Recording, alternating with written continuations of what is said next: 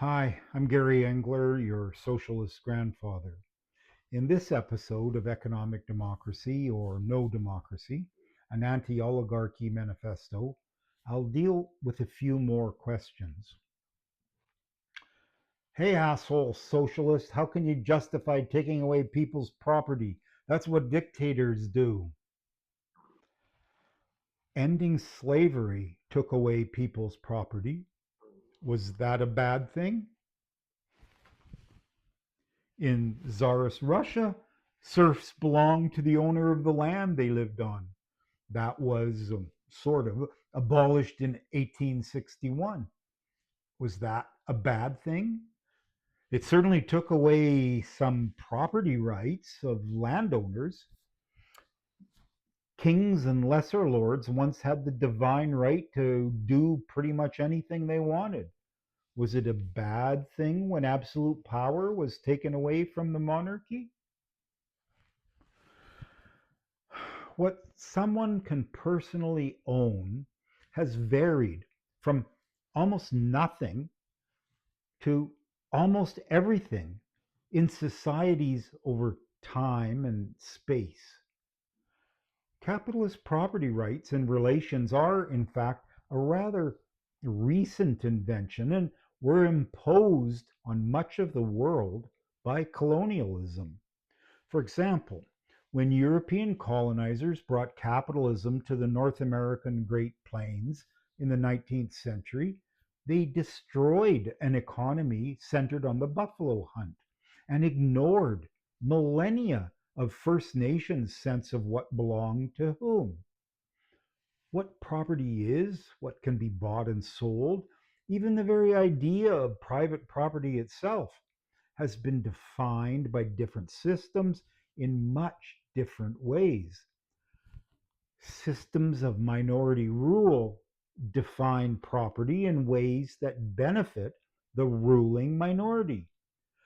A system of one vote for one person in every social enterprise, called economic democracy, will define property in ways that benefit the majority. That does not mean there will be no individual property rights, but rather they will be confined to what is used personally. An example: an enterprise that builds computers requires the labor of many people, plus the labor of all the people who built and designed the machines that are used to build the computers and back like that through history. It is a social enterprise and therefore will be socially owned and operated through democratic principles. On the other hand, a computer from the factory bought for personal use is private property. Personal residences, they could be private property or community owned rental facilities. There would be gray areas, and different communities would define social and private in varying ways. Again, economic democracy would be flexible enough to experiment and discover what works best. Dear Socialist Grandfather, wouldn't it be unfair to take away the property of an entrepreneur who built a useful company through his hard work and ingenuity? And wouldn't that also be a serious disincentive to entrepreneurship? Nobody builds a company on their own. That's right wing individualist nonsense. Minority rule supporters purposefully confuse financing with building. And even financing is usually social rather than individual. Providing the money is definitely not the same thing as doing the work necessary to get an enterprise off the ground. That always involves individuals working as a collective. Yes, there will usually be leaders, but they are often not the people who claim ownership through their access to the money needed to get a company off the ground. A good leader has a vision and motivates intelligent people to work hard and be creative when confronted by problems. People recognize good leaders and follow them.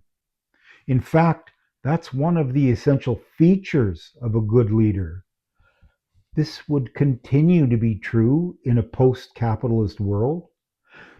The differences between economic democracy and capitalism is that Ed says good leaders should be elected through the wisdom of people they work with, while our current capitalist system says being rich makes you smarter than everyone else, so you should get to choose the leader. Seems to me it's more likely economic democracy will spur real, useful entrepreneurship rather than harm it.